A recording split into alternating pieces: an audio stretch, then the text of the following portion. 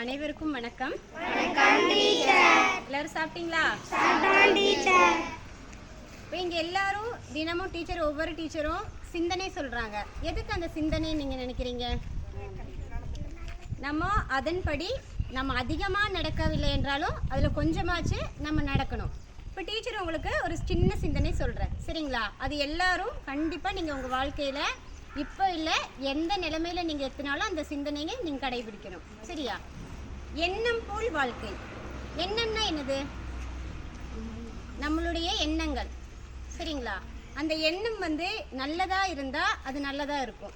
இப்போது கெட்டதாக இருந்தால் கெட்டதாகவே மாறிடும். இப்போ டீச்சரையே எடுத்துக்கங்க. இங்கே நான் இந்த மாதிரி அசம்பிளியில் நிற்கும் போது டீச்சர்ஸ் எல்லாம் பார்க்கும்போது எனக்கு ஒரு ஆசை இருந்தது. என்னென்னா, அது இப்போ 8ஆம் கிளாஸ் படிச்சுட்டு இருந்தேன். அப்போ நான் டீச்சர் ஆகணும் அப்படின்னு சொல்லிட்டு நான் நினச்சேன்.